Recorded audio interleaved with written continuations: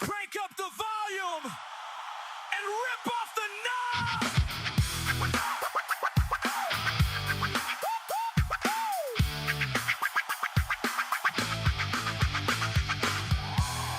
What's up, cats and kittens, and welcome to Rent a Friend Radio. I am Bri from Shy here at the beautiful Rent a Friend Radio studios. I'm gonna make sure the microphone is on. Sometimes, yeah, there it is. I get the little green light jumping. Everything's good in the hood. Welcome. And welcome back to another episode of Philosophy. Today we're going to be taking a rubber duck level look at what is known as the Socratic Ducky. All right, look, I'm going to...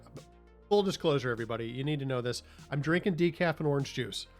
I have had no caffeine today. It's just been up and go. I am doing an experiment, and it's an experiment I do every now and then. I say to myself, do I really need caffeine?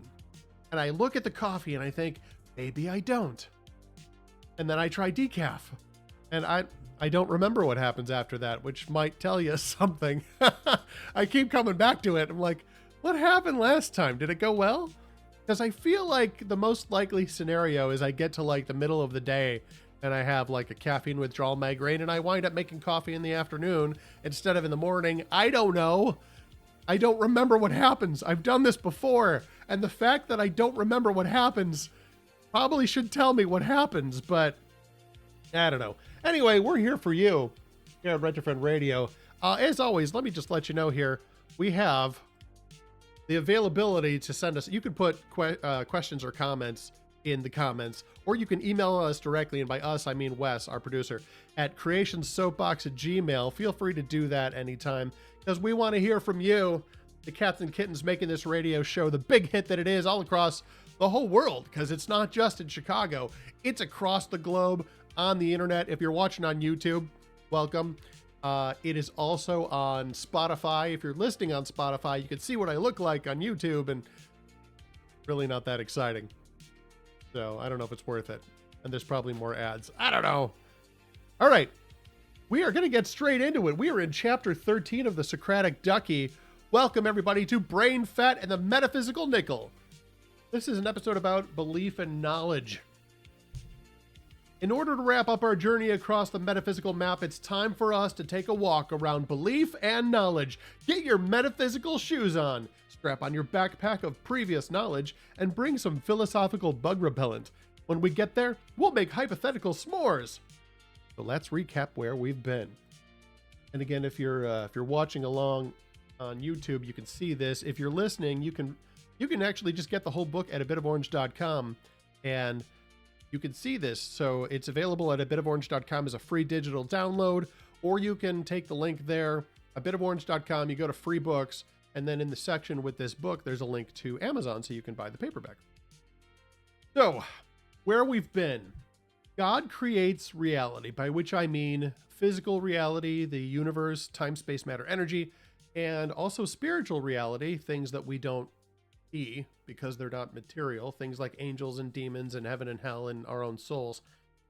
So God creates what on this map is called reality, but in the future I'll probably call creation, which includes rubber ducks.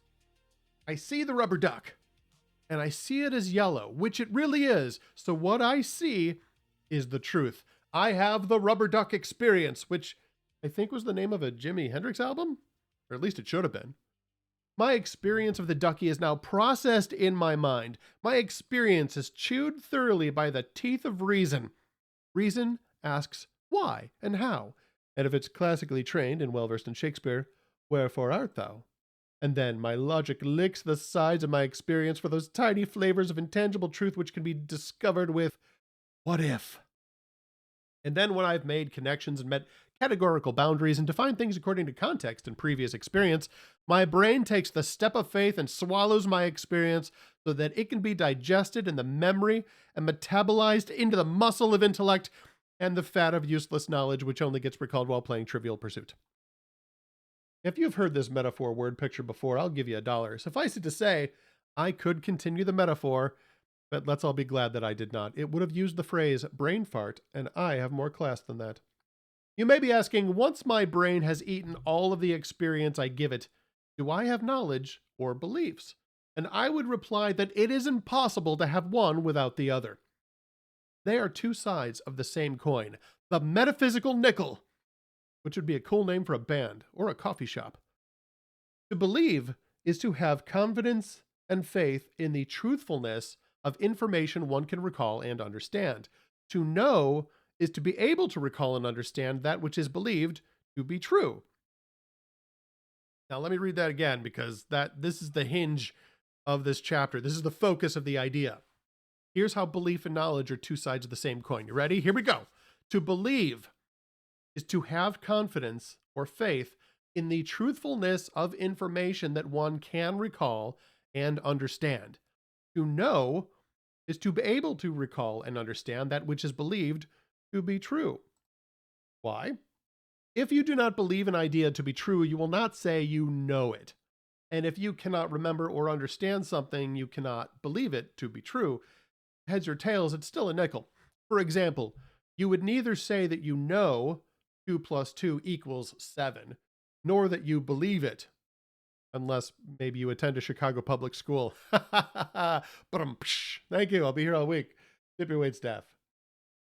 At this point, you may seek to differ with my definition by pointing out that we all know things that we do not believe are true. For instance, I know Darth Vader's lightsaber is red, but I do not believe that Darth Vader is real. He's a fictional character in a movie, and I do not believe that lightsabers are real. They're just a cool special effect.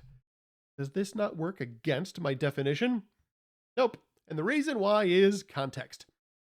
Those pieces of information in my mind are connected to the larger context of the film as fiction.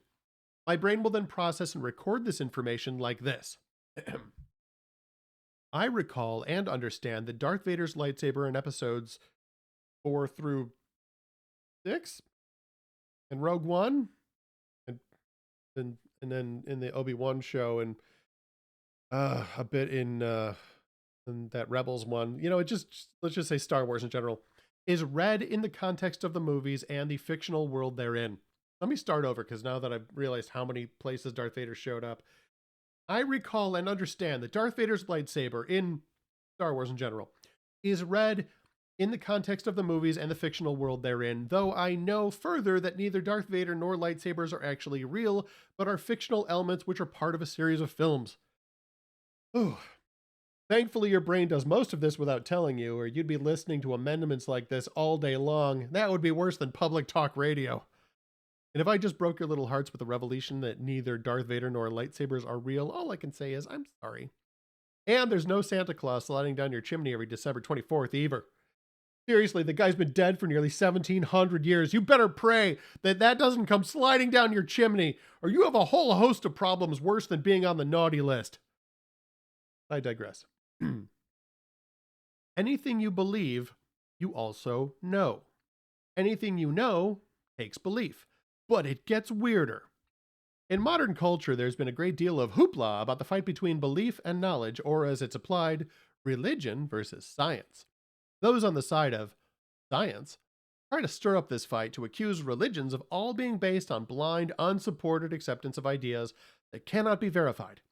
Science, they will tell you, is superior because it can be proven with the 5 senses and expensive equipment, some of which gets shot into space.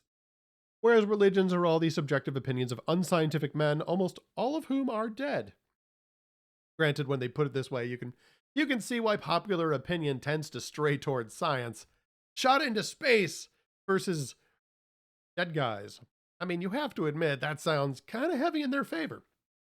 The pro-science, anti-religion crowd will look at a rubber duck and say, a rubber duck is comprised of the sap of the rubber tree, formed in the likeness of a species of the Anatidae family of birds.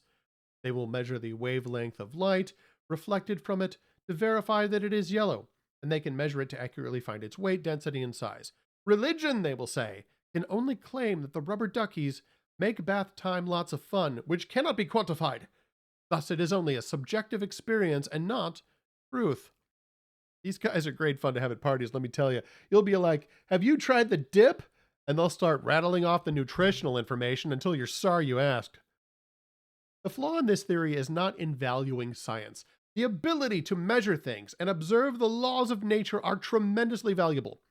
Science has given us things like antibacterial soap, power steering, the microwave oven, and duct tape.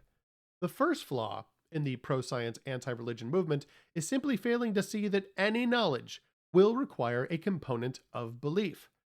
You have to believe that your discoveries are true. How far would Copernicus have gotten if he had said, "I have used science to prove that the Earth travels around the sun, but I do not believe it"? You don't get a line of educational products named after you with an attitude like that. You have to believe your discoveries to be true, and this means you have to believe your logic is sound, and you have to believe that your evidence is valid, and you have to believe that your equipment is trustworthy. This goes on and on like this. Not that this means evidence is of little value. Reasonable arguments based on sound evidence help us have faith in our beliefs. Faith without reasons to believe tends to be pretty shaky. If you profess to believe something without reason, your professed belief may be correct, but only by sheer accident. But the idea that fact, perception, and knowledge can exist separate from belief or faith simply isn't true. To sum up, as we walk about the metaphysical map, we see that knowing is to believing what north is to south. Not because they are opposites, but because you cannot have one without the other. They are two sides of the metaphysical nickel. Whichever side you flip up, the other side is still there. Science is good, and evidence is our friend, but they are not the end of reason and logic. Next time, I will give you a personal exercise through which you can discover vital methods of discovering truth which are beyond science. I will also make you wonder if your parents are liars and kidnappers. I know they are, although I don't believe it. Maybe that's a little hard to swallow. My brain rejects it too. Sorry. Excuse my brain fart.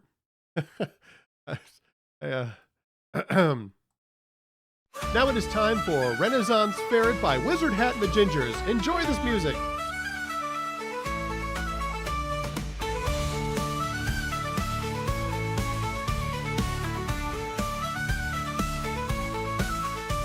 In a land of knights and jesters, where the banners fly so high, lives a fearless ferret with a twinkle in his eye. He dreams of jousts and cook-offs and a crown for being best. With courage in his tiny heart, he'll conquer all with zest. Renaissance ferret, heart of gold, with every challenge brave and bold. From jousting fields to cooking pots, he'll show the world just what he's got. Renaissance ferret, hear the cheer. The king of the fair is drawing near.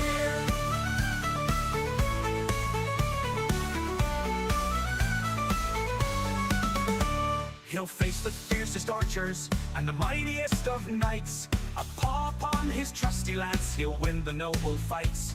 In the kitchen he's a master, with flavors bold and grand.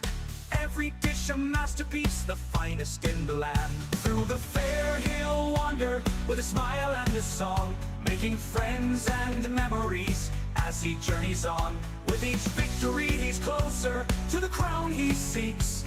A hero's tale unfolding in every word he squeaks. Renaissance ferret, heart of gold, with every challenge brave and bold. From jousting fields to cooking pots, he'll show the world just what he's got. Renaissance ferret, hear the cheer. The king of the fair is drawing near.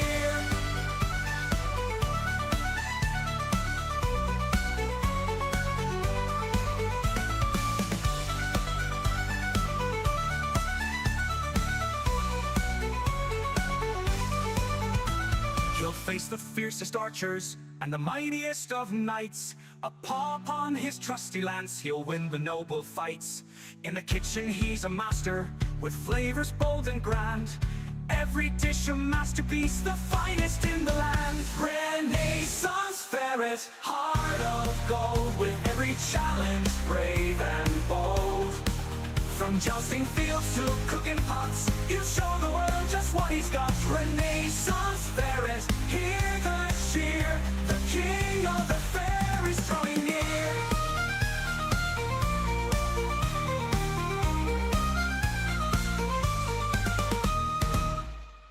Renaissance Ferret by Wizard Hat and the Gingers.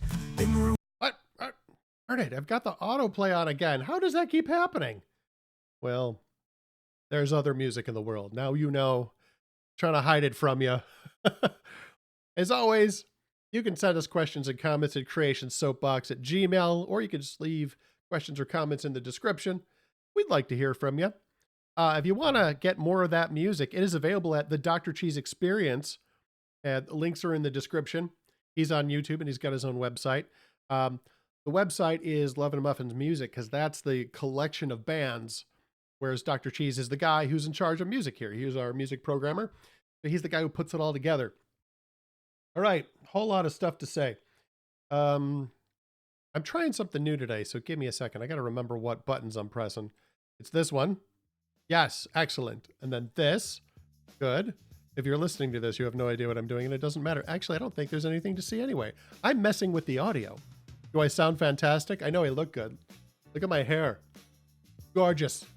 I've spent all night working on it.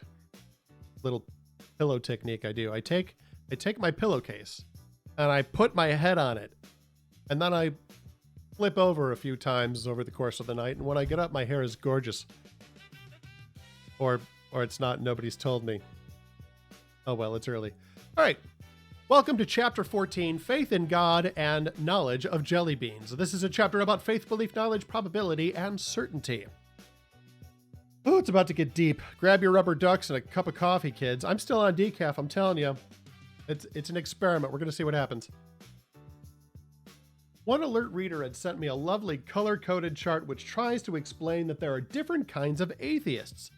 Those that claim that God does not exist, and those who do not claim that God does not exist. This confused me because it combines agnostic and atheist into a single idea, which, from what I could tell, means a person who doesn't believe that God exists, but doesn't claim that it's true that God doesn't exist. Or maybe they know God doesn't exist, but they don't claim to believe it? Like I said, it's confusing. At least the chart was in color, so it had that going for it. How can you claim to know something you don't believe, and how can you believe something you don't know? To me, this is like claiming to be a polygamous bachelor. Putting those words together makes both of them meaningless, like square or circle, because they mean opposing things which cannot be made into one. To me, an agnostic atheist would be someone whose position on the existence of God would be, I don't have enough information to know if God doesn't exist, but he doesn't. Which, now that I think of it, is the position I've been presented with by quite a few people. These are the people who say things like, I didn't read your article, so I don't know what your position is, but here's why you're wrong. I've actually gotten that response in the past. I wonder about the person writing that and how they don't stop and say, maybe I should lie and pretend I read it. The same alert reader who sent me the chart sent me a video to watch that he felt explained how my views of knowledge and belief were incorrect. I had sent him to my blog post, the chapter Brain Fat and the Metaphysical Nickel, wherein I define the terms, to believe is to have confidence and faith in the truthfulness of information one can recall and understand. To know is to be able to recall and understand that which is believed to be true. The video he sent me argued that knowledge was a subset of belief, meaning that we believe a lot more things than we would say we know. The example was given of that of a jar of jelly beans. I said that wrong. Let me do it again. The example given was that of a jar of jelly beans. I'm a professional.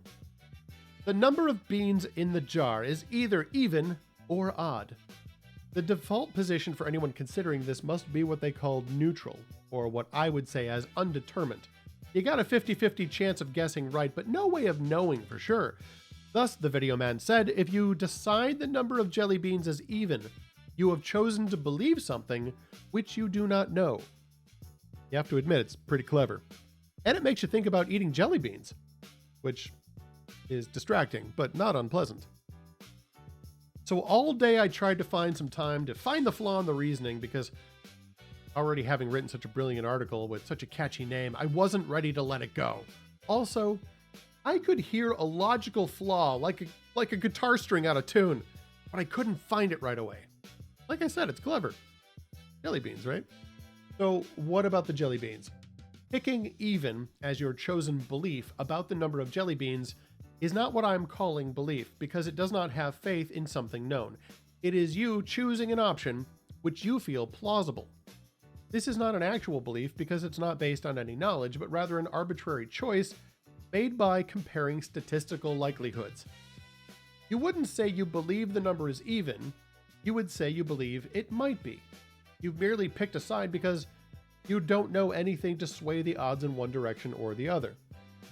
When the video man said we believe more than we know, I understand where he's coming from, though I would say we believe more to be logically plausible than we know with reason or certainty to be true. Difference might seem slight, but it's actually fairly important. Whereas he is saying, I can believe the number of jelly beans is even or odd arbitrarily, thus I can believe something I don't know. He should say, I don't believe the number is even, but I know the number is just as likely to be even as odd, thus I believe my choice is reasonable as it is just as likely to be true as the other option, even though I don't know the number. I think you can see why people don't talk like that, though. It would take all day to get anything said. But the number of jelly beans is even? Plausible. I don't believe it, or I don't know enough to have faith that it is true, so the actual number of jelly beans, I'm an agnostic. But I know my odds of being right are as good as they can be given my knowledge, thus my arbitrary choice, which I have no faith in, is plausible. But am I putting faith in what I don't know? No, I'm putting faith in what I do know. Specifically, I am putting faith in the fact that there are only two possible options, and either one has a 50% chance of being right. I know that my choice is plausible. I believe it might be even, not that it is, and I know that I cannot have made a better choice with the information I have. And so I believe I have chosen as well as I can while accepting the fact that my choice may be wrong. The video man was confused as to what the object of faith or what I was choosing to believe. He felt it was the random choice of even over odd, but it was not. It was in my knowledge of math, being that the only two options are even or odd, and thus either choice was as good a choice as could be made with my limited information. In this situation, I could not be atheistic toward either choice. Otherwise, I would know the correct choice as well, since there are only two. With no knowledge about the number of beans, I can merely be agnostic. If you say the number is odd, I cannot say, busted, unless I know the number is in fact even. I can only say it is plausible. If a person in your position were to make the statement that they know the number of beans is even, they would be misusing the word know. They would mean that they have chosen to profess that as a fact, but they are stubbornly pretending it is knowledge when it is not. This differs very much from the knowledge that they have of other facts, such as the fact that they are seeing a jar with jelly beans in it, or that the number must be even or odd. Those facts are facts that truly say, oh, those are, I'm sorry. Those facts that can truly, who writes this garbage? Whose fault is this? Wes, find out who wrote this and fire them. It's a long chapter, and I said I'm drinking decaf. I warned you. But we're gonna keep going. Okay, I'm gonna back up a bit. If a person in your position were to make the statement that they know the number of beans is even, they would be misusing the word know. They would mean that they have chosen to profess that as a fact, but they are stubbornly pretending it is knowledge when it is not. This differs very much from the knowledge they have of other facts, such as the fact that they are seeing a jar with jelly beans in it, or that the number must be even or odd. Those facts that can truly say they know, oh, that's why, it's because there's a typo. Those are facts they can truly say they know. However, with no information about the actual number, they cannot truly say they know the number to be even or odd. Similarly, if I were to ask you if you believe the jar was full of jelly beans, you would probably look at the jar, trust your sense of sight and the reality of the external world, and say, yes, you believe there is a jar of jelly beans. Why? Because you know it's there, you can see it. If I asked you if you believe that the beans all taste like dog food, you would probably say, no. You think they do? And maybe I would say, no, of course not. They're probably regular fruit-flavored jelly beans. Now, do you believe they all taste like dog food? And again, you would say no. With no evidence or reason, you would not believe something like that to be true. Of course, your bratty little brother, who your mother forced you to bring to the candy store, thinks he's funny, so he's all like, I believe they all taste like dog food. Against your better judgment, you ask him why, and he replies, because I know the jelly beans made this year have been dog food flavored. Because his lips are moving, you know he's lying. So here is the video man taking people's word for it when they say they know things they do not know or believe things which they cannot believe. People say all kinds of crazy things, especially your little brother. That kid is out there. Thus, I conclude that my definitions hold, and one cannot know without believing, and one cannot believe without knowing. One may say they believe something they don't know, but it is not what they actually mean. If you ask them, they will usually admit to that. To extend the metaphor, suppose I know the person who owns the jar. They tell me, I dumped 1 pound of jelly beans into that jar, and 1 pound is exactly 200 beans. Now, I will have more confidence in the choice of even. If I know this person to be honest, meticulous, and possessing a keen eye for details, I will believe him. Thus, if you ask me if I know whether the number of beans in the jar is even, I will say confirmed, because I know that the Candyman can be trusted. His word is good. The takeaway is simple. This type of internet atheist tries to find loopholes for himself so he can claim to be an atheist and make a regular video series explaining why Christians are irrational, and then claim that he himself is rational, even though his atheism has no evidence or arguments in its favor. He can believe there is no God without having any known facts to back it up. This same guy who made the jar of jelly beans video was once asked by a caller what evidence or arguments he had to support his atheism, and the video man simply laughed and said he didn't need any. He and his co-host then talked about this for several minutes, and it all comes down to trying to give themselves loopholes to avoid rational thought and the burden of proof. In short, they will claim to be agnostic atheists because their position is, I don't have enough information to know if God exists, but he doesn't, and you're irrational if you think he does. But of course, while they say that and act like it's true, they don't really believe it because they know better. Even your weird little brother knows that God is there, no matter what he might say. That kid is out there. Whew, all right, my friends. We're going to take a break with some more excellent music. I've got a couple of songs that I'm going to share with you today. I think these are all new to the show, and these are songs that are tremendously difficult to sing along to. The first one is Unified Rock Theory with the song Parrots Sharing Pears. Enjoy here on Rent a Friend Radio.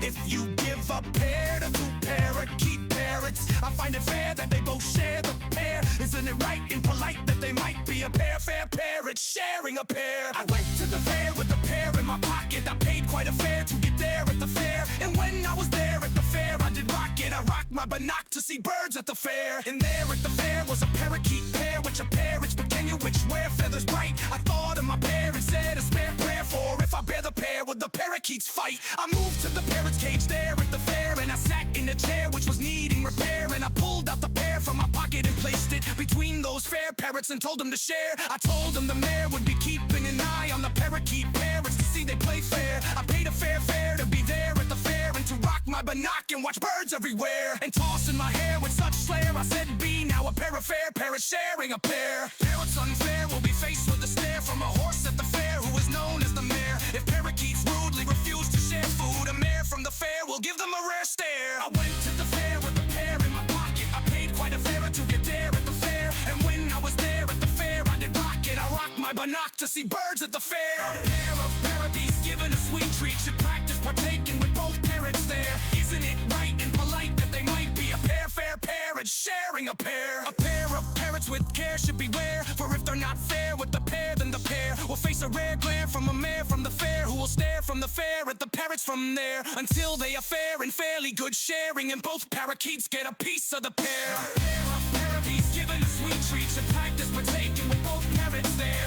Isn't it right and polite that they might be a pair, fair parrots sharing a pair? Parrots with carrots can care less than parrots who have to share pairs with parrots at fairs upstairs at the fair. But fair mayor carrots, and so many he doesn't care if they're shared. With mayor carrots, so many green prepare carrots that he doesn't care if the carrots are shared.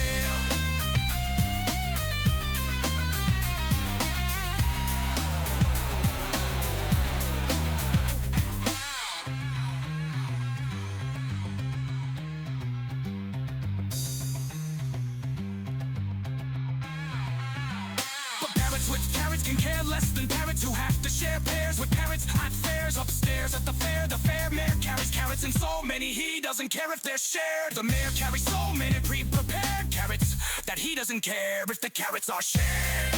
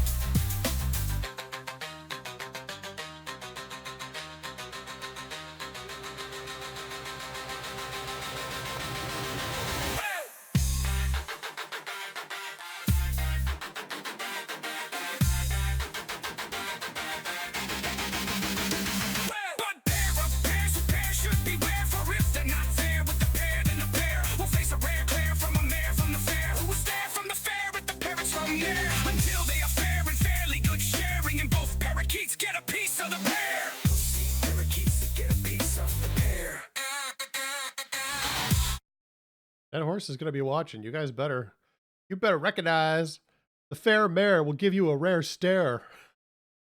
That was Unified Rock Theory here on Rent a Friend Radio with their song Parrot Sharing Pears. I love that song. It's about a guy who goes to the Ren Fair to do some bird watching, because of course that's why a person goes to the fair, is to watch birds. And I got to tell you, I was never into bird watching. I thought it was totally lame. But then they released a song about bird watching, which I think is just called Bird Watching. And I was like, now I got to try it. I got to get out there and see some birds in their natural habitat. Anyway, I'm going to have more songs that are hard to sing along to, but you're going to love it. Okay. It's not just the rap. It's the rock. It's the ska. Difficult lyrics are everywhere, but you know, that makes it sort of like all the more rewarding to try. Speaking of things that are difficult yet rewarding, we're going to go into chapter 15, the science behind birthday cake. Now, gotten this far, hopefully you're interested and you're learning stuff, and you might be asking yourself, but why? What is the point of all this rubber duck related philosophy? So the nature of truth and reality, a lot of it comes down to just things like defining your terms, because people will use what we call fuzzy language. That the terms they use are hazy, like the atheist. Like most people, when you've got the word atheist or atheism, that is a belief that God does not exist. But the thing is, if you assert as a fact anything, then you need a reason to assert that fact is true. So if you assert that God does not exist, then anyone should have the logical response of going, well, why do you think that? Well, your answer has to be, or it has to be a reason. But there are no reasons. There are no arguments for atheism. And atheists have discovered that none of them, like it's not just a matter, and I will get into this in the not too distant future, but it's not just a matter of like, I don't accept their arguments or I don't like their arguments. They don't have any. You cannot argue that God doesn't exist. It's impossible to make that argument. It would be like writing a persuasive argument or writing a persuasive essay proving that words don't exist. It's that ridiculous. So in order to get around that, they sort of redefine, like the internet definition of atheist has become, well, I'm not claiming to assert a position that God doesn't exist. I'm just saying that I lack a belief in God. So it becomes a description of themselves. I lack a belief in, this case, God.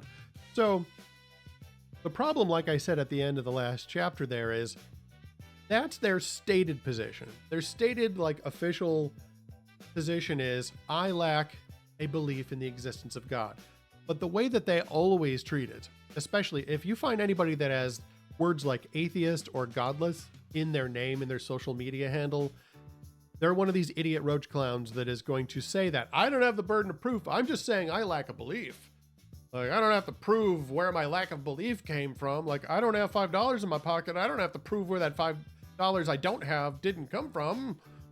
But then they'll be like, my lack of belief is rational and your belief in God is stupid, and only stupid people and irrational people would believe in God. And you're like, that's not the same thing. You saying I lack a belief is not the same thing as you saying your belief is irrational. But they want to treat it as if it's one statement. So they can be like, I don't have to prove anything. I'm just saying I lack a belief. You're the one with the stupid irrational belief. You have to defend it. And so that's why I write books like this. So I can help people like you understand what is the question that's being asked here. So we have to talk about what is belief and knowledge. What is faith? Because you're going to get told all kinds of crazy things. So I want you to have a firm understanding of like, look, when we talk about faith, when the Bible talks about faith and belief, what does it mean? It doesn't mean, and I've heard, oh my gosh, I want to slap people when I hear them. I've heard people professing to be Christians saying that knowledge and belief are somehow at odds, and that the reason God doesn't give us more knowledge is because then we wouldn't be able to have faith. No, not what it means. People, go download my book and read it. All of them. Download all of my books. Go to A Bit of Orange and download them all. Faith and belief are choosing to put your trust in something or someone. That's what it is. It is an intentional putting of trust. When you marry somebody, you don't do that on a lack of knowledge, hopefully. Hopefully you learn as much as you can about another person before you decide to marry them. But then you take the step of faith to put your trust in them and say, I believe it's a good idea to spend the rest of my life with you. You put the ring on, one of you changes your name probably, and you're together for the rest of your life till death do you part. That's what faith and belief is. It's, hey, trust me. It's not trust me for no reason. That's just kooky dukes. We don't do things like that. When Jesus says, believe in me, trust me, put your faith in me, he didn't say to his disciples, well, I'm not going to give you any reasons. I want you to have faith. If I gave you reasons, you wouldn't have faith. What does he do? He walks on water. He heals the blind. He raises the dead. He proved who he was. He proved what he could do. And then after he rose from the dead, he went to them and said, hey, see my hands? It's still me. You saw me die. I'm alive again. Here, touch my hands. Give me a fish sandwich. Let's have some breakfast and talk. He proved it to them. So there is nothing biblical about the idea that faith and knowledge are at odds. Instead, knowledge is always given as evidence for faith so that your faith can be more secure, because faith is trust. If you have knowledge that says it is wise to trust this person, then you can have more faith in them. Right? Like I know I can trust my wife. I have lots of faith in her because I know her character. I know her behaviors. I know how she acts. Because of the things I know about her, I have an easy time putting my trust in her. If she says, hey, let me drive, I feel safe. If she says, hey, give me your credit card, I don't even need to know why. I can just hand it to her and I know she's going to make some good decision about something. I don't have to worry. I can have total faith because of my knowledge. My knowledge is based on her character and my experience with her over many years. This is kind of how God is with us. He's not saying, I'm not going to tell you anything because I want you to have faith. Trust me, bro. God is saying, hey, you know what I'm like. You've seen what I can do. Let me borrow your credit card. Right? And that's what faith is you go, okay. And you hand him your credit card. So he's going to spend your money and you don't need to go, oh, I need to know what you're spending it on. Because you already know the kind of things that he's going to do. It's going to cost you something, but you know that it's worth it because he is wise and he is good and he loves you. And that is the point of the whole Bible, and also the point of, things like praying specifically for things and learning the testimonies of the people around you. You get to know the character of God and say, you know what? I don't know what he's going to spend this on. And I don't even know what it's going to cost me, but I'm going to hand him my credit card. That's trust. That's faith. There you go. There's my metaphor. All right. Let's get back into the Socratic Ducky. We are reading chapter 15, The Science Behind Birthday Cake. This is where we're kind of going to put the rubber to the road, as it were. Getting real. Not long ago, we had hiked to the end of the metaphysical map and discovered that knowing and believing are impossible to separate, like duct tape and leg hair. Along the way, we examined one of the biggest opponents to this idea, which is the position declaring science to be the only real way to discover truth. And of course, I pointed out that if you choose this position, It will not be based on scientific evidence. Sometimes the reasons which compel me to take a side in a debate are not hard to comprehend, and this is one of those times. Behold the metaphysical map. The first flaw in the pro-science, anti-religion movement is trying to define knowledge not only as completely isolated from belief, but as its enemy. Flaw number 2 is they don't know the boundaries of science. Dictionary.com says science is systematic knowledge of the physical or material world gained through observation and experimentation. Systematic means it is controlled and repeatable, not freak accidents or single events that only happen once, or as Harry Carey used to say, Cubs win! But I digress. For instance, if you want to prove what temperature water boils at, you can put some water in a container and heat it up until it boils. Then to be sure it always boils at the same temperature because it's a property of water, you can try it in different containers. In glass, it boils at 110 degrees Celsius. Actually 212 degrees American. In a metal container, it does the same. If there's no container, your water will put out the fire and not heat up to 100 degrees. If you hold it in your hands, you'll burn yourself very badly and still won't have conclusive results.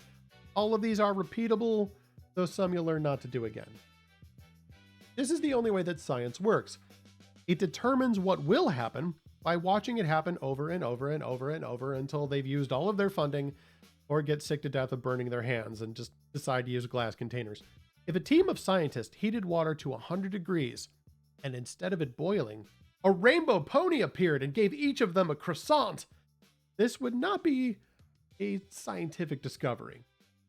They would probably assume it to be some elaborate practical joke. It would not have a scientific explanation, and if I were them, I would be hesitant about eating that croissant. You're probably familiar with crime scene forensic shows because all of those shows are competing for the coveted WCSNDBA, the Who Can Show the Nastiest Dead Bodies Award. If the scientists on those shows ran their investigations on pure materialistic science, they would always discover that the deceased died of natural causes. The evidence tells us he was shot 16 times, they would say to each other, so naturally he would die. There is nothing supernatural about a man falling dead when his chest is pierced by 16 bullets, so this was death by natural causes. And then they declare the case closed and go have lunch. Observational science is the science of observations. If it can't be seen, touched, or measured, it can't be scienced. This kind of science can only prove what can be objectively studied under controlled and repeatable conditions. Over the past 200 years, enough evidence has been compiled to support the idea that when a man is shot a bunch of times, he dies. That's science. But science cannot prove who did that shooting or why. An event of the past cannot be scientifically proven. For that, you'd have to build a time machine and go back to the actual event and watch it occur and take measurements while it's happening. And who has that kind of time? Or the budget for a TARDIS? For a past event, you have to use what is called legal historical proofs. This is what CSI teams actually do. CSI here is crime scene investigation, like on TV. It's also what historians and courtrooms do. They have used science to know that a body full of bullets must have been shot by some bullet-shooting weapon, because no one can throw them that hard. They could also argue scientifically that a gun will not shoot itself at someone by itself. A shooting requires a shooter. To prove who that one shooter was, this one past event requires legal historical proof, the kind that gets used in the trial to establish reasonable doubt or guilt. By gathering information of this kind, they can establish a reasonable faith in a possible past event. This evidence gives them faith that their belief is well-founded, but it is important to make the distinction between what is observed directly and what is determined by what can be observed directly. Let me say that again because I feel like I stumbled. The evidence gives them faith that their belief is well-founded, but it is important to make the distinction between what is observed directly and what is determined after the fact by what can be observed directly. One is the eyewitness, the other is Sherlock Holmes. Here's a personal example for you. Think of the date you were born, day, month, year. Got that in your head? Okay. Now, if I were to ask you if you know the day you were born, you would probably say yes. Let's assume I asked you and you said yes. Like, hey, you know what day you were born? Yeah. Okay, great. Now let's assume I follow up with this. Prove it! Can you prove what day you were born on? Obviously, you can't do this with science. There's nothing that can be tested in a lab over and over which will tell us that. We can't observe you being born. It's already happened. But wait, it gets weirder. I'm going to show you that you know what day you were born because you believe things you cannot prove. I'm going to take a wild guess and assume you don't know your birthday because you remember being born. You should be thankful for that. So what proof do you have? Well, you have a birth certificate, of course. There's all the proof you need. A government document created in some cases many decades ago. How can any legal document be wrong? Can a legal document be wrong? Well, yeah, it happens all the time. Okay, but didn't your parents and the doctor all sign that document? Right? They agreed to the date and the time and they wrote it down. Isn't that proof? It sure is, provided you take into account that all three of them were pretty preoccupied by the fact that a tiny baby was being born. And maybe you don't know this, but it could be a very distracting event. And odds are that none of them had gotten a good enough sleep in the past 24 hours. How do you know they signed it on the day it says? What if the whole thing is fake? Like they just forgot. Like, isn't it possible all three of them forgot to do the paperwork and then sometime in the next few months they all said, I don't know, let's just call it the 14th. It was somewhere around there because I hadn't gotten paid yet, but it was after that game where the Phillies beat the Sox. Can you prove this is not the case? Not with observational science, you can't. Okay, your birthday. Every year they celebrate it on the same day. Clearly that is proof that you were born on the day you think you were, unless they were wrong in the first place, or if they honestly didn't know and just made something up. Of course, how old were you when you were capable of knowing what day it was? Are you sure your parents didn't celebrate your birthday on a different day every year until you were 7? Quick, what's today's date? Haha, most of you had to check, admit it. I had to check. I have no idea. All right, to prove the validity of this possibility, I present a true story, which you will think I am making up, but I am not. A friend and coworker told me the story of how she found her true birthday. Sometime in her adult years, by which I mean her 40s, the woman she had known her whole life as her mother told her, Honey, I need to tell you something. I don't actually know your birthday. She was shocked. Did her mother, her own mother, not know the day her own daughter was born? She did not, as she was not there. Already you're at the end of the story. Surely she was adopted and maybe the birth certificate was lost. No, she had a birth certificate. It's weirder than that. She had been kidnapped and the birth certificate was a fake. This woman had kidnapped my friend as an infant from the hospital where she was born and made a fake birth certificate to cover her tracks. I know, right? Can you imagine? Don't you feel like you need to lay down and eat ice cream? Just to stop the world from spinning? Thought it was her mom. 40 years! Eventually, my friend was able to go to the hospital where she was born and using legal historical proofs, discover who her real birth mother was. She was in her 40s before she discovered not only her real mother, but her real birthday. She would have said she knew the date she was born, but for more than 40 years, she was wrong. Which brings me back to you. If you wish to say you know the day you were born on, you need to know that the date you've been told is true. You need to know that your birth certificate is not only real, but accurate. And you have to know that your parents aren't a couple of kidnappers and liars. I haven't met your parents, but I think there's at least a moderate reason to believe they're not kidnappers. But ask them sometime, see what they say. I hope I have shown you that how what you know depends on what you choose to believe. Faith and science are not enemies, but the best of friends. Belief and knowledge are two sides of the same metaphysical nickel.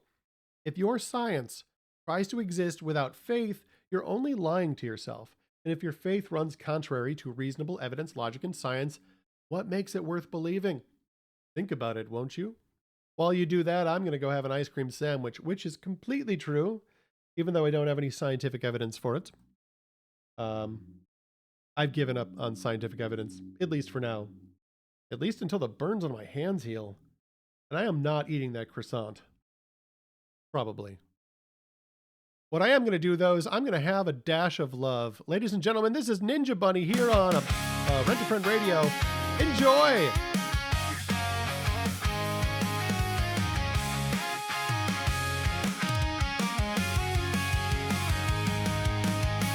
Sarcasm was sprinkled through her dinner conversation, and some of it got on my food. I'm certain she thought it tasted kind of funny, but I think it only tasted rude.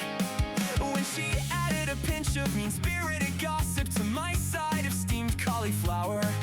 She felt very clever, but I tell you, I never had my ears turn so cold and sour. She said she was ready to pour it, but I've lost my appetite for it. Give me a dash, dash, dash of love. Give me a dash, dash, dash of love. There's a lot on my plate, but what all makes it great is a dash, dash, dash, a dash of love.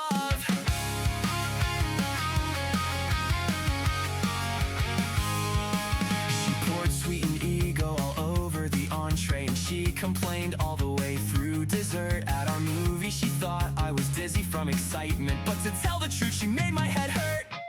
I'm sure she felt mature with her heart on her sleeve, but she wore her teen angst like a dress. I said, you better believe that butter's better than bitter, because you can't butter popcorn with bitterness. You can't butter popcorn with bitterness. You can't butter popcorn with bitterness. You can't butter popcorn with bitterness. And as long as we're sharing, I must confess this was the worst first date ever. And when it is past, you can bet it's our last. This was the worst first date ever. It's plain to see you mistake bitterness for maturity. Cause who wants to spend time with someone so down? When you're around, you wear a frown and a scowl. It's not attractive to be so full of hate. You look irate, but it's late, so let's throw in the towel.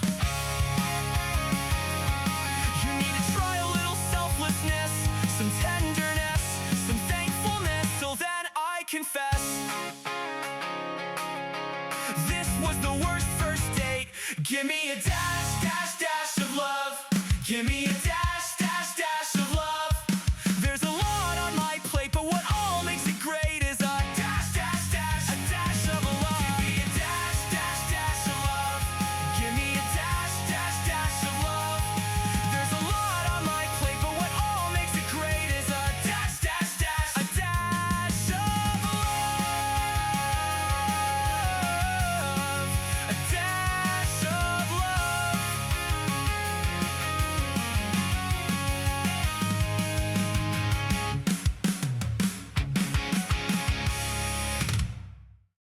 Dash of Love from Ninja Bunny.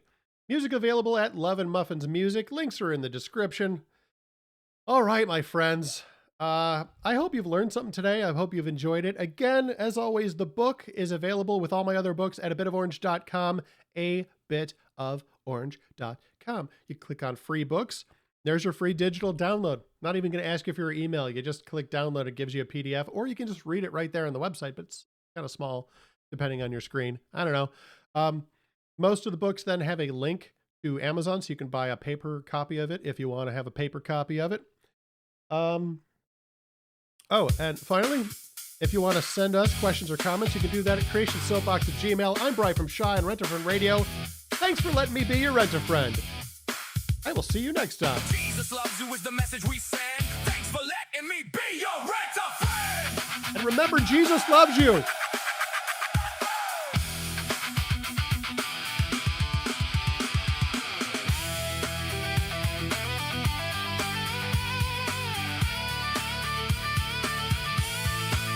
Rent-A-Friend 2000. He's your bargain bin hero. Talks like he's 30. Maturity at 0. He's your friend to all. Answers when you call. Rent-A-Friend 2000. Best worst friend of all. Yeah, your best worst friend of all.